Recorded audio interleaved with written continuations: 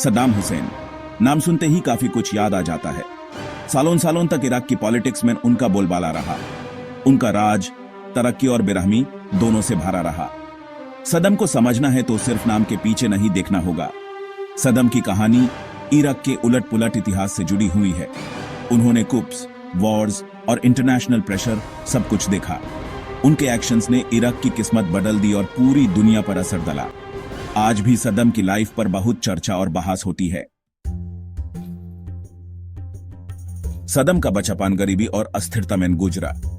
उनका जीवन शुरू से ही कठिनाइयों से भरा था और उन्हें अपने बचपन में ही कई मुश्किलों का सामना करना पड़ा। उनके परिवार को अक्सर रोजी रोटी के लिए संघर्ष करना पड़ा था और उन्हें अपने जीवन के प्रारंभिक वर्षों में ही गरीबी का सामना करना पड़ा।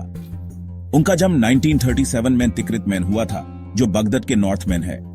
तिक्रित एक छोटा सा शहर था जहां के लोगों का जीवन अक्सर कठिनाइयों से भरा होता था। सद्दाम के जन्म के समय इराक एक आर्थिक और राजनीतिक अस्थिरता से गुजर रहा था, जो उनके परिवार के जीवन को और भी कठिन बना रहा था। जन्म से पहले ही उनके पिता का देहांत हो गया और परिवार मुश्किल में आ गया। उनकी मां सुबहतुल्फा अल मुसलात ने अपने बच्चों को अकेली ही पाला। उन्होंने अपने परिवार को संभालने के लिए कई तरीके अपनाए, लेकिन उन्हें अक्सर सामाजिक और आर्थिक कठिनाइयों का सामना करना पड़ता था। सद्दाम की परवरिश उनके चचाओं ने की, जिनमें से एक ने उनमें अरब नेशनलिज्म की भावना भरी। उनके चचा खैरालत तल्फा ने उन्हें अरब राष्ट्रवाद और इराक के स्वतंत्रता के लिए लड़ने की प्रेरणा दी।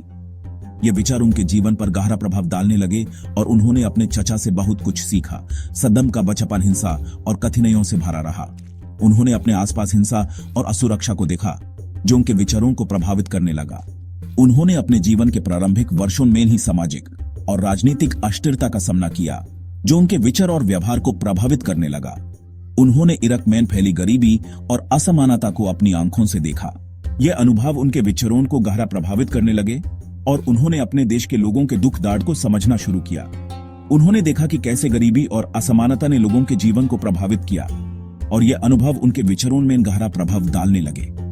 इन सब बातों ने उनके विचारों और पावर की इच्छा को बढ़ाया। उन्होंने सोचा कि अगर उन्हें पावर मिल जाए तो वो अपने देश के लोगों के जीवन को सुधार सकते हैं। ये विचार उनके मन में गहरा बैठ गया और उन्होंने अपने जीवन का लक्ष्य बना लिया कि वो अपने देश के लोगों के जीवन को बेहतर बनाएंगे।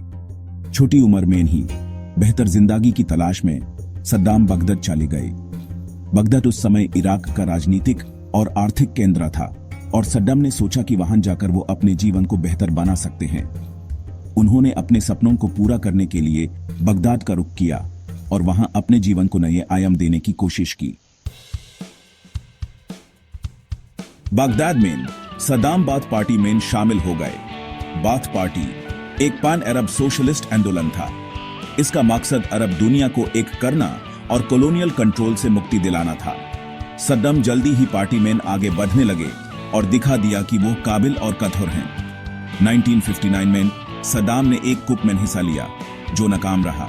वो इजिप्ट भाग गए, जहां वो पॉलिटिक्स में एक्टिव रहे। 1963 में जब एक और कुप के बाद बाथ पार्टी सत्ता में आई तो वो इराक लौट आए, लेकिन उनका राज ज्यादा दिन नहीं चला। 1968 में बाथ पार्टी फिर से सत्ता में आ गई और सद्दाम का बड़ा रोल रहा। धीरे धीरे उन्होंने पार्टी और देश पर अपनी पकड़ मजबूत कर ली। 1979 में सद्दाम इराक के अनडिस्प्यूटेड लीडर बन गए। उन्होंने अपने ओपोनेंट्स को बेदर्दी से खत्म कर दिया और एक टोटलिटेरियन रेजिम बना लिया। सद्दाम ने मॉडर्नाइजेशन के बड़े प्रोग्राम शुरू किए। उन्होंने इंफ्रास्ट्रक्चर, एजुकेशन और हेल्थ केयर में काफी पैसा लगाया। ऑयल रेवेन्यू से इराक की इकोनॉमी तेजी से बढ़ी। सद्दाम खुद को एक मॉडर्नाइजर और अरब दुनिया के चैंपियन के रूप में दिखाना चाहते थे। सेक्शन 5 जुंग का साया। सद्दाम के राज में कई लड़ाइयां हुई। 1980 में उन्होंने ईरान के खिलाफ एक भयंकर जुंग छेड़ दी। ईरान इराक युद्ध 7 साल तक चला और हजारों लोगों की जान ले ली। यह जुंग बिना किसी फैसले के खत्म हुई और इराक की इकोनॉमी खराब और वो पॉलिटिकली अकेले बैठ गए। 1990 में सद्दाम ने कुवैत पर हमला कर दिया और यूएस इराक का हिस्सा बताया। इस हरकत ने गल्फ वॉर शुरू कर दी। यूएस लेड कोalition ने इराकी फोर्सेस को जल्दी हरा दिया और कुवैत को आजाद करा दिया। दुनिया में सद्दाम की इमेज खराब हो गई। सेक्शन 6 अंदरूनी दबाव। आपने राज में सद्दाम ने दर और दबाव से सट्टा पर पक्की पकड़ बनाए रखी। उन्होंने एक बड़ा सिक्योरिटी अपराटस बनाया। उनका रेजिम हजारों इराकियों की मौत का जिम्मेदार था। अलग अलग जाति और धर्म के लोग परेशानी और हिंसा का शिकार हुए। सद्दाम ने हर तरह की आवाज दबाई। उन्होंने मीडिया को कंट्रोल किया और विरोध को चुप कराया। ह्यूमन राइट्स का बुरा हाल था। उनके रेजिम की बेरहमी के लिए इंटरनेशनल कम्युनिटी ने उनकी निंदा की। सेक्शन 7 बगावत की कीमत। गल्फ वॉर के बाद इराक पर सख्त इकोनॉमिक सैंक्शंस लागे। इन सैंक्शंस का मकसद सद्दाम पर दबाव बनाना था कि वो डिसआर्म करे और इंटरनेशनल लॉ का पालन करे, लेकिन इनका इराकी लोगों पर बुरा असर पड़ा। इकोनॉमी गिर गई और जरूरी चीजें मिलना मुश्किल हो गया। सद्दाम ने इंटरनेशनल कम्युनिटी की नहीं सुनी और वेपन्स इंस्पेक्टर्स के साथ पूरा सहयोग करने से इनकार कर दिया। उन्होंने खुद को वेस्टर्न इंपीरियलिज्म का शिकार बताया। उनकी बगावत ने इराकी लोगों की तकलीफ बढ़ा दी और इराक और अकेले पाट गया। सेक्शन 8 एक दौर का एंड। सद्दाम हुसैन एक ऐसा नाम जो कई दशकों तक इराक की राजनीति और दुनिया भर की खबरों में छाया रहा। एक ऐसा शख्स जो अपने शासन के दौरान न सिर्फ इराक पर राज किया बल्कि अपने कठोर और विवादास्पद फैसलों के लिए भी जाना गया। 2003 में यूएस लेड हमले ने सद्दाम के रेजिम को गिरा दिया। यह हमला इराक के मैस डिस्ट्रक्शन वेपन्स के खतरे को खत्म करने के नाम पर किया गया था। बगदाद के आसमान में बॉम्बरी और सड़कों पर टैंक्स ने एक नए युग की शुरुआत की। सद्दाम छिप गए पर बाद में पकड़े गए। उन्हें एक गुफा से पकड़ा गया जहां वो अपने अंतिम दिन गुजार रहे थे। यह पकड़ना सिर्फ एक व्यक्ति का नहीं बल्कि एक पूरे युग का अंत था। सद्दाम पर क्राइम्स अगेंस्ट ह्यूमैनिटी के लिए मुकदमा छाला। कोर्ट रूम में उनका व्यवहार और उनकी बातें उनके कठोर स्वभाव को दर्शाती थी। उन्होंने अपने ऊपर लगे गए आरोपों को कभी नहीं माना। उन्हें दोषी पाया गया और मौत की सजा सुनाई गई। यह फैसला इराक और दुनिया भर में एक बाड़े मुड़े का कारण बना। कोर्ट रूम के अंदर और बाहर दोनों जगह इस फैसले पर विवाद हुआ। 2006 में उनकी फांसी के साथ एक दौर खत्म हो गया। उनकी फांसी ने इराक के इतिहास में एक नए अध्याय को जाम दिया। यह एक ऐसा पल था जो दुनिया भर में देखा और महसूस किया गया। सद्दाम की मौत पर कई तरह के रिएक्शंस आए। कुछ लोगों ने इसे न्याय का पल कहा तो कुछ ने इसे एक अत्याचारी कांड, लेकिन कुछ लोग ऐसे भी थे जो इसे एक ऐसे नेता कांड मानते थे जो वेस्ट के विरोध में खड़ा था। कुछ लोगों ने उनकी मौत पर खुशी मनाई तो कुछ लोग एक ऐसे लीडर के जाने का गम मनाया जिसने वेस्ट का सामना किया था। इराक में इस पल ने लोगों को दो हिस्सों में बांट दिया। एक तरफ थी खुशी और दूसरी तरफ था गम।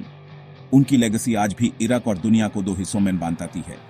सद्दाम के बाद का इराक एक नया इराक था, लेकिन उनकी यादें और उनका प्रभाव आज भी लोगों के बीच जिंदा है। उनका शासन, उनकी नीतियां और उनका अंत सब कुछ आज भी चर्चित है। सेक्शन 9 विरोधी विरासत। सद्दाम हुसैन एक ऐसी विरासत छोड़ गए जिसके कई पहलू हैं और जिसके बारे में कई रयान हैं। उनकी जिंदगी और कार्यकाल को समझने के लिए हमें उनके विभिन्न पहलुओं पर गौर करना होगा। कुछ लोग उन्हें एक क्रूर डिक्टेटर के रूप में देखते हैं, जबकि कुछ लोग उनके राज में हुई प्रगति को भी महत्वपूर्ण मानते हैं। वो एक बेरहम डिक्टेटर थे जिन्होंने बहुत बुरे काम किए। उन्होंने अपने विरोधियों को निशाना बनाया, उनके खिलाफ कठोर कदम उठाए और अपने शासन को मजबूत बनाने के लिए किसी भी हद तक गए। उनके शासन में ह्यूमन राइट्स का उल्लंघन आम बात थी और उन्होंने अपने देश के लोगों पर अत्याचार किया। लेकिन उनके राज में इराक में स्टेबिलिटी और इकोनॉमिक ग्रोथ भी हुई। उन्होंने कई बड़े इंफ्रास्ट्रक्चर प्रोजेक्ट्स शुरू किए जो देश की अर्थव्यवस्था को मजबूती देने में मददगार साबित हुए। बगदाद का स्काईलाइन उनके समय में बदल गया और कई नए विकास के काम हुए। यह सब उनके शासन के एक अलग पहलू को दिखाता है। उनकी विरासत हमें याद दिलाती है कि बिना कंट्रोल के पावर कितनी खतरनाक हो सकती है। जब एक व्यक्ति के हाथ में इतनी ज्यादा शक्ति होती है तो उसका दुरुपयोग होने की संभावनाएं भी उतनी ही ज्यादा होती है। सद्दाम के शासन ने इस बात को स्पष्ट रूप से दिखाया। सद्दाम की कहानी एक सीख है ऑथोरिटेरियनिज्म के आकर्षण और खतरों के बारे में। यह हमें बताता है कि एक व्यक्ति के हाथ में अधिक शक्ति देना कितना खतरनाक हो सकता है। ऑथोरिटेरियनिज्म का आकर्षण हमेशा से रहा है, लेकिन इसके खतरे भी उतने ही बड़े हैं। ये ह्यूमन राइट्स, डेमोक्रेसी और कानून के राज की अहमियत बताती है। जब तक हम इन मूल्यों को नहीं समझेंगे तब तक हम अपने समझ को एक सही दिशा में नहीं ले जा सकते। सद्दाम के शासन ने हमें यह सीख दी कि डेमोक्रेसी और ह्यूमन राइट्स कितने महत्वपूर्ण हैं। सदम की जिंदगी और विरासत को समझना आज के मिडिल ईस्ट की समस्याओं को समझने के लिए जरूरी है।